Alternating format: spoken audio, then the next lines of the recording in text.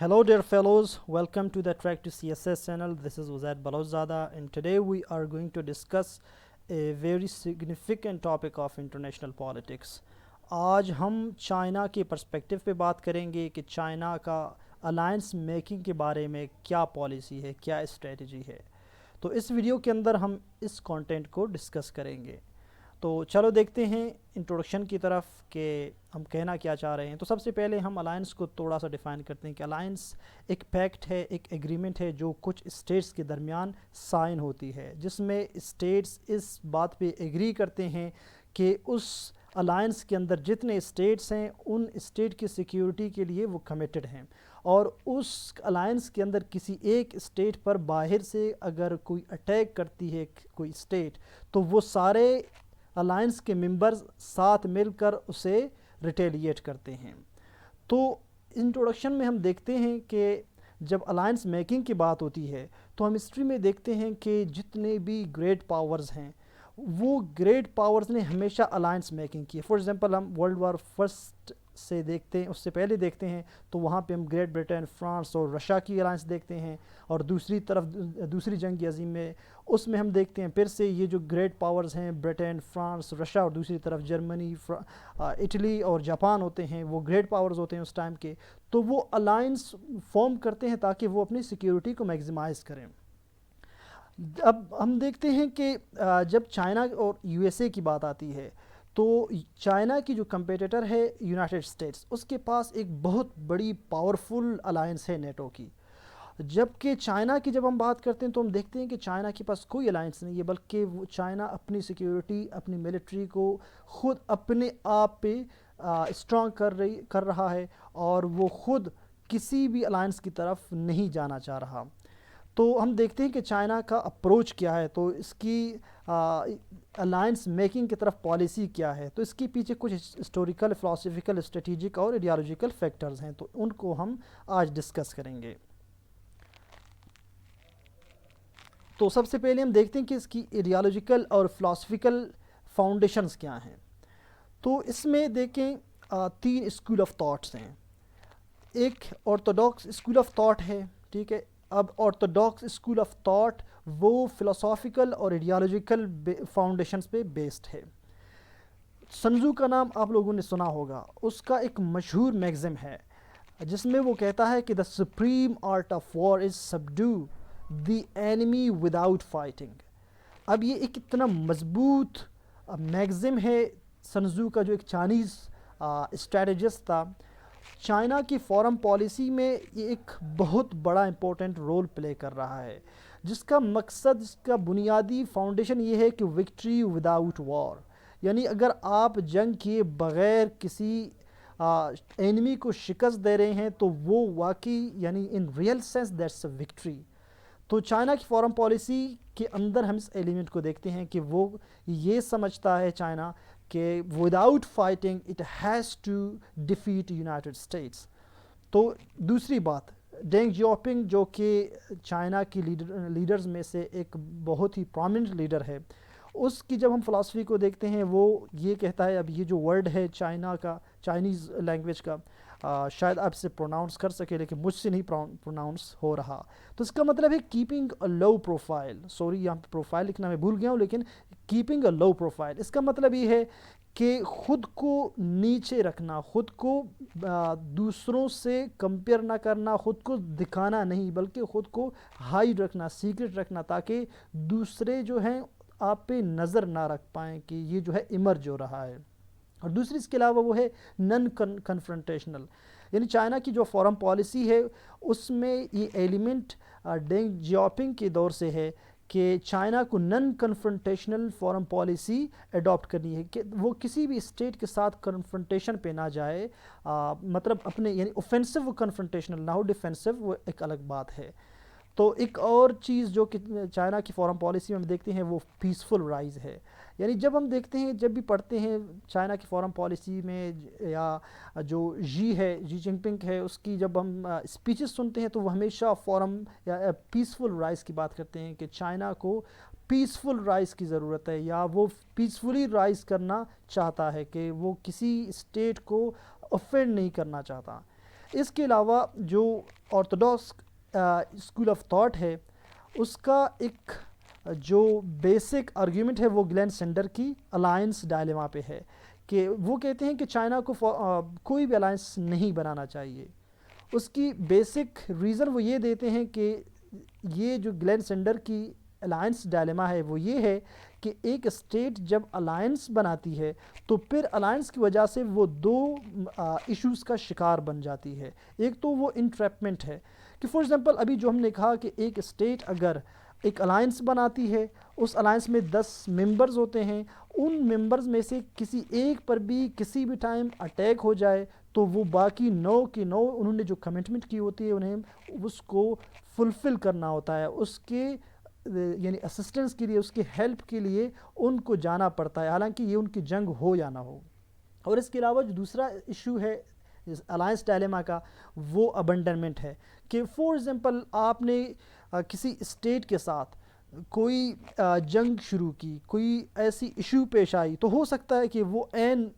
Time پہ وہ جو الائنس ممبرز ہیں وہ ابنڈن کر دیں، وہ چھوڑ دیں اس الائنس کو، تو پھر جو جنگ چھیڑی ہے اس اسٹیٹ نے وہ اس پہ اتنا زیادہ برڈن ڈالتا ہے کہ وہ اس میں ڈیفیٹ کھا جاتی ہے.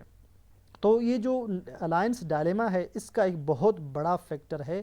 چائنا کی فارم پالیسی میں الائنس نہ بنانے کا. اس کے علاوہ وہ کہتے ہیں کہ جو الائنس ہے وہ زیرو سم گیم پہ بیسڈ ہے، یعنی کہ اس میں وہ جو ایک اسٹیٹ ہے یہ اسی کی جو ہے پروفٹ ہے، اسی کی ایڈوانٹیج ہے، باقی دوسرے اسٹیٹس کی اس میں لاس ہے. اور اس کے علاوہ چائنا کا یہ خیال ہے کہ الائنسز اور کولڈ وار مینٹالٹی، یعنی کولڈ وار کے دوران جب ہم دیکھتے ہیں کہ وہاں پہ یونائٹڈ اسٹیٹس آف امریکہ وہ نیٹو بناتا ہے اور دوسری طرف یو ایس ایس آر وہ ورسا پیکٹ بناتا ہے، تو وہ یہ ایک دوسرے کو یعنی پولیٹیکلی اور ملٹریلی ان کو انڈرمائن کرنے کے لیے وہ دوسرے اسٹیٹس کو ساتھ ملاتے ہیں تاکہ وہ اپنی جو لیوریج ہے، ان کی جو ایج ہے اس کو وہ انکریز کر سکیں. اب ایک اور ڈائلیما جس کا شکار ہے چائنا وہ ہے اس کی جو یعنی لائک مائنڈڈ اسٹیٹس ہیں، اس کی جو فرینڈلی اسٹیٹس ہیں وہ سارے کے سارے ہم دیکھتے ہیں یعنی موسٹلی وہ ویک اسٹیٹس ہیں. فار ایگزامپل اگر چائنا کا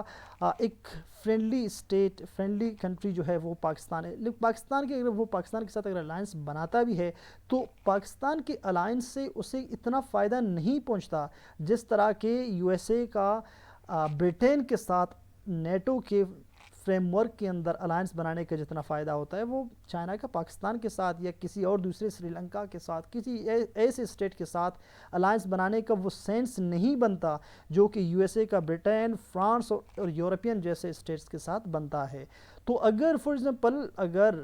China in states, in weak states کے ساتھ اگر الائنس بناتا بھی ہے تو یہ اسے بجائے کہ وہ اسے اسسٹ کریں اس الائنس میں، بلکہ یہ تو اپنی سیکیورٹی پہ اس پہ ہی برڈن ہوں گے کہ چائنا کو پھر اس سیکیورٹی الائنس کے کمٹمنٹ کے فارمیٹ میں اس کو ان کی جو سیکیورٹی کا برڈن ہے وہ اسے لینا پڑے گا. یعنی یہاں پہ لینے کے دینے پڑ گئے. اور ایک اور جو ڈیبیٹ ہے چائنا کے اندر وہ ہے یعنی ان ورڈ لکنگ فارم پالیسی، یعنی جو چائنا کی جو ڈومیسٹک چیلنجز ہیں وہ اتنے زیادہ ہیں کہ وہاں پہ جو ایک انٹرنل ڈیبیٹ ہے وہ یہ ہے کہ چائنا کو اپنے ایکسٹرنل جو چیلنجز ہیں ان چیلنجز سے زیادہ اس کے جو ڈومیسٹک چیلنجز ہیں وہ وہاں پہ جو ٹیررزم ہے، اس کے اندر جو سیپریٹسٹ موومنٹس ہیں یا جو پبلک کی جو وہاں پہ اتھارٹیرین رجیم کی وجہ سے جو ڈس سیٹسفیکشن ہے، وہ اتنے زیادہ مسائل ہیں کہ ابھی چائنا کو مزید اپنی اکانومی پہ، اپنی سوسائٹی پہ، اپنے ان ڈومین میں سب سے زیادہ فوکس کرنے کی ضرورت ہے. اب اس کے علاوہ جو ریویژنسٹ اسکول آف تھاٹ ہے وہ کہتی ہے کہ اس الائنسز آر سگنیفیکنٹ. وہ اس چیز کو بالکل ڈس ایگری کرتے ہیں کہ جو بات آرتھوڈاکس اسکول آف تھاٹ کہتی ہے وہ اس سے ڈس ایگری کرتے ہیں. کہتے ہیں کہ وہ ایک الگ زمانہ تھا، اب ایک الگ زمانہ ہے. یہاں پہ کسی بھی ایمرجنگ پاور کی اگر آپ ایگزامپل لے لیں تو اس نے الائنسز کے بغیر اس کی ایمرجنس نہیں ہوئی ہے، بلکہ ہمیشہ اسے الائنسز کی ضرورت پڑی ہے. اور آج کے دور میں، آج کے اس کنٹمپریری پولیٹیکل ایرینا میں، سرکمسٹانسز میں چائنا کو الائنسز کی بڑی ضرورت ہے. اور اس کے علاوہ ماڈریٹ اسکول آف تھاٹ ہے وہ نہ آرتھوڈاکس کے ساتھ ہے اور نہ ہی ریویژنسٹ اسکول آف تھاٹ کے ساتھ ہے، بلکہ یہ کہتی ہے کہ نہ ہمیں فارمل الائنسز بنانا چاہیے اور نہ ہمیں بالکل اس کو ابنڈن ڈیزرٹ کرنا چاہیے، بلکہ ہمیں کاسی الائنسز اسٹریٹجی اپنانی چاہیے۔ کاسی الائنسز یہ فارمل الائنسز نہیں ہیں اور اس میں اسپیسیفک ممبرز بھی نہیں ہوتے، اس میں ایسا ہوتا ہے کہ یہ بالکل لوز اسٹریٹجی ہے الائنسز کی، کہ کوئی اسٹیٹ سیکیورٹی کے لیے اپنی جو ملٹری ہے اس کی پاور صحیح یا اس کو امپروو کرنے کے لیے وہ ایک الائنس بناتے ہیں، لیکن یہ اتنا فارمل نہیں ہے کہ کوئی اسٹیٹ اتنی زیادہ کمیٹڈ ہو کہ وہ ایک دوسرے کے جنگ میں کود جائیں۔ تو یہ بیسیکلی اس کی ایڈیالوجیکل اور فلاسفیکل اسٹینڈ تھی۔ اب جو بات ہم نے پہلے کی کہ جو چائنا کی فارن پالیسی ہے وہ اس کو ساورن اور انڈیپینڈنٹ رکھنا چاہتا ہے، تو اگر وہ کسی الائنس کے ساتھ کمٹمنٹ اگر کر لیتا ہے تو پھر اس کی جو فارن پالیسی ہے اس کے اندر وہ جو ساورنٹی ہے اور نن انٹرفیرنس ہے وہ ایلیمنٹ ختم ہو جاتا ہے۔ اور اس کے علاوہ جو اس کی جو ہم نے بات کی جو میوچل اوبلیگیشنز ہوتے ہیں کہ الائنس کے اندر ایسا ہوتا ہے کہ اگر کوئی اسٹیٹ اگر ممبرس میں سے کسی بھی سیکیورٹی کے ساتھ کوئی مسئلہ ہوتا ہے تو باقی اسٹیٹس کو اس کے ساتھ دینا پڑتا ہے۔ تو اس کے علاوہ جو اس کی اسٹریٹجک کیلکولیشنز ہے وہ یہ ہیں کہ چائنا نے سارے ریجنز کے ساتھ سارے کنٹریز کے ساتھ اکنامک اور ڈپلومیٹک ریلیشنز بنائے رکھنا ہے، اور اگر وہ کسی ایک اسٹیٹ یا چند اسٹیٹس کے ساتھ اگر وہ الائنس بناتا ہے تو پھر اس کی جو اسٹریٹجک فلیکسیبلٹی ہے وہ ختم ہو جاتی ہے، کیونکہ باقی اسٹیٹس یہ سمجھتے ہیں کہ جو اس کے الائنس سے باہر ہیں وہ اس کے فرینڈلی یا اس کے وہ یعنی اس کے ساتھ جو ڈپلومیٹک ریلیشنز ہیں وہ اس حد تک بہتر نہیں ہو سکتے۔ اور اس کے علاوہ چائنا کا جو مین فوکس ہے وہ اکنامک فوکس ہے، جس طرح کہ ہم دیکھتے ہیں کہ چائنا نے بیلٹ اینڈ روڈ انیشیٹو بنایا۔ چائنا کا یہ خیال ہے کہ کنٹمپریری جو انٹرنیشنل پالیٹکس ہے یا کنٹمپریری جو کنڈیشن اور سرکمسٹانسز ہیں وہ الائنسز اور ملٹری ڈومین کی نہیں ہیں، بلکہ یہ اکنامک ہیں۔ آج کے دور میں اکنامک بہت بڑا رول پلے کرتا ہے۔ اس کے علاوہ چائنا کا جو اسٹینڈ ہے وہ ریجنل اسٹیبلٹی ہے۔ فار ایگزامپل اگر چائنا کوئی الائنس بناتا ہے اور چونکہ وہاں پہ جو لٹورل اسٹیٹس ہیں انڈو پیسفک میں اس کے کئی اسٹیٹس کے ساتھ ڈس ایگریمنٹس ہیں آن ساؤتھ چائنا سی اور باقی کچھ یعنی جو جیسا کہ تائیوان ہو گیا، تو اس طرح کے کچھ ایسے ایشوز ہیں جس پہ ان کی ڈس ایگریمنٹس ہیں۔ اگر وہ الائنس بناتی ہے تو وہ جو ریجنل اسٹیٹس ہیں ان اسٹیٹس کو مس پرسیپشن کی سگنل پہنچ جاتی ہے کہ ان کے لیے جو خطرے کی گھنٹی ہے وہ چائنا ہے، تو لہٰذا وہ بھی یونائٹڈ اسٹیٹس کے ساتھ اپنے جو ریلیشنز ہیں ملٹری ریلیشنز سیکورٹی ریلیشنز ہیں ان کو مزید ڈیپن کریں گے، اور as a result of that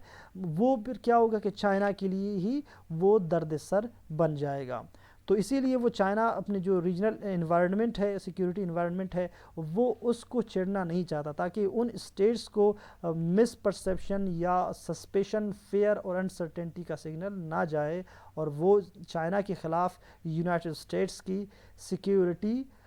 help کے لیے ڈیمانڈ نہ کریں۔ تو آج کی اس ویڈیو میں ہم نے چائنا کی فارن پالیسی، چائنا کی الائنس میکنگ اسٹریٹجی اور اس کی فلاسفیکل اور ایڈیالوجیکل بیسز اور فاؤنڈیشنز پہ بات کی۔ تو